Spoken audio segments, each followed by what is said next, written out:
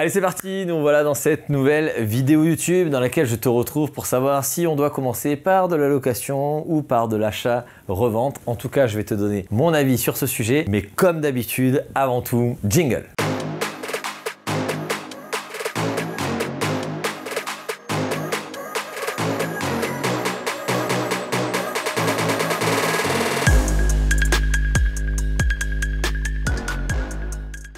Allez, aujourd'hui, pour faire simple et pour commencer dans ce long débat de la résidence principale ou la résidence locative, il va falloir revoir 2-3 petits faits classiques. Okay, déjà, on va parler aux yeux des banques. Okay, aux yeux des banques, les banques te demanderont toujours en priorité d'investir dans ta résidence principale parce que quand tu investis dans ta résidence principale, pour eux, c'est un passage obligatoire, sécuritaire pour eux parce que dans le schéma classique, tu sais, de monsieur et madame tout le monde, depuis que la terre est terre, on va se marier avec madame ou madame va se marier avec monsieur, ils achètent une maison, eurent des enfants, vivre heureux et voilà, tu connais l'histoire. Hein, okay, aujourd'hui, c'est un schéma primaire. On a tous ça dans notre tête. C'est très lisible pour monsieur et madame tout le monde puisque aujourd'hui, nous, à notre âge, hein, on va dire les 35 ans, puisque moi j'ai bientôt 35, on va dire 34 ans, voilà, bientôt 35. Mais en dessous, tous les jeunes qui arrivent, là, eux, ils sont plus du tout du même avis. Hein. Nous, on a connu voilà, nos grands-parents et nos parents qui disaient « achète ta maison, sécurise-toi, prends une voiture, pars en vacances, etc. » Donc en fait, si tu veux, dans la tête de tout le monde, aujourd'hui, il y a des mécanismes qui restent quand même, tu vois. Quand il y a certaines personnes qui disent « ouais, moi je préfère rester locataire et investir dans l'immobilier », c'est une très bonne chose. D'ailleurs, on va le voir juste après. C'est une très bonne chose. Maintenant, le banquier lui va dire « non mais attendez. Quoi, vous voulez être locataire, investir dans l'immobilier, mais déjà, vous devez acheter votre résidence principale. » Ah bon, je dois? Comment ça, je dois acheter ma résidence principale? Bah oui, tout le monde achète sa résidence principale. Mais comment ça? Je suis donc obligé d'acheter ma résidence principale? Non, vous n'êtes pas obligé, mais quelque part, on est obligé de compter votre endettement comme si demain, vous alliez acheter une résidence principale. Parce qu'en fait, si tu veux, c'est dans les écrits. C'est comme ça. Donc, bon, bien sûr, je vais te donner des méthodes pour contourner ça après. Hein, voilà.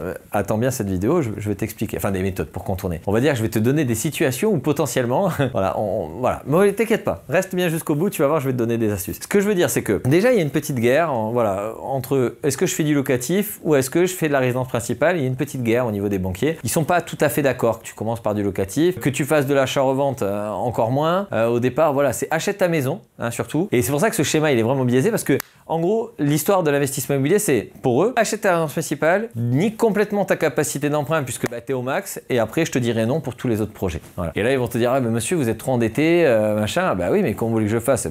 Fallait pas acheter votre résidence principale.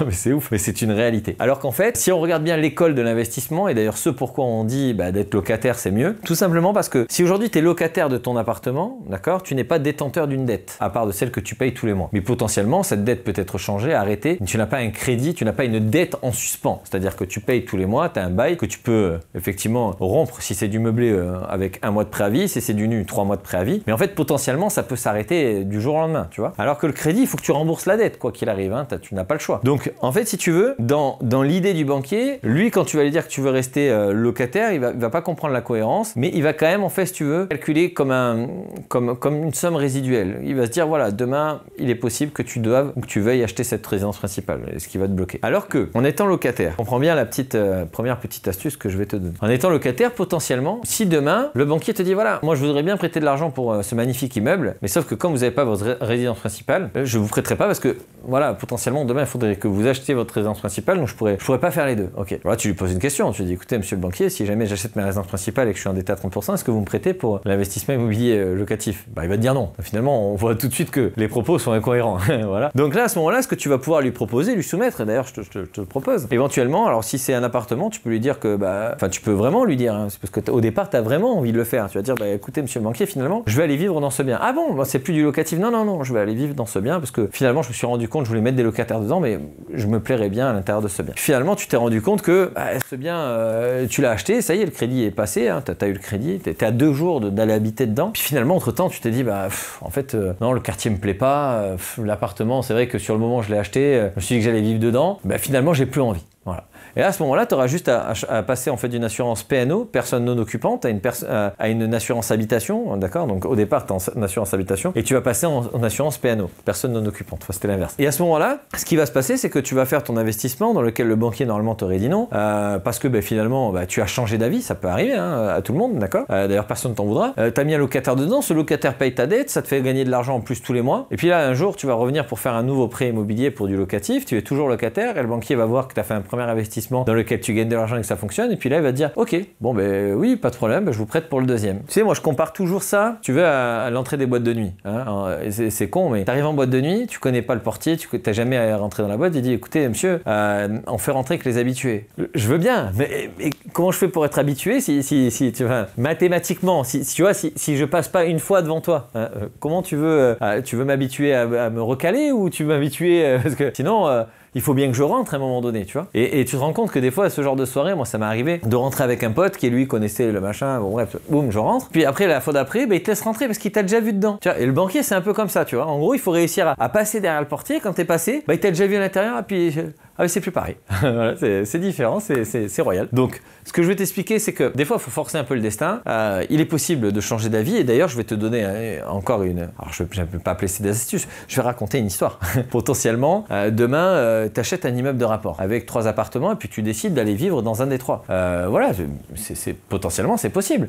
Tu fais ce qu'on appelle un investissement mixte, c'est-à-dire que moitié résidence principale, moitié locatif. Finalement, les 2 appartements du bas, en plus de ça, les loyers suffisent à couvrir l'ensemble du crédit. Tu peux être même logé à titre gratuit dans un appartement. Le banquier va te dire, bah oui, écoutez, vous faites votre résidence principale dedans, les revenus locatifs tombent. En plus, comme c'est votre résidence principale, je vais vous prêter sur 25 ans sans apport. C'est beaucoup plus facile à obtenir. Et tout le monde est content. Mais putain, mais 2 jours... Franchement, 2 jours avant d'aller dedans, tu t'es rendu compte, je sais pas, t'as rencontré une nana, cette nana, elle aime pas du tout l'endroit, elle t'a proposé d'aller vivre chez elle. Bon ben, alléluia, pourquoi pas. Ou t'es une nana, t'as rencontré un joli mec qui t'a proposé d'aller habiter chez lui, t'as le béguin, alléluia. Et finalement, tu fous 3 locataires dedans. Le banquier s'en contrefou. Mais une fois qu'il va voir effectivement que t'es rentable sur un immeuble entier, il te prêtera plus facilement de l'argent demain. Et ça, c'est une réalité, ok. Pour parler en fait de la résidence principale au départ et du locatif, c'est vraiment cette variante en fait. C'est que aujourd'hui, si tu t'empruntes pour ta résidence principale tout de suite, tu risques de te retrouver rapidement bloqué. Et si tu fais la connerie d'emprunter sur 10 ans ou 15 ans, alors là, voilà, tu m'arrêtes ça tout de suite. L'objectif, c'est d'emprunter sur la durée la plus longue. Alors, fais bien les calculs entre 25 et 30 ans. Des fois, ça change pas grand-chose et ça te rajoute beaucoup de frais. Donc vraiment, calcule bien. Hein, voilà, regarde le capital.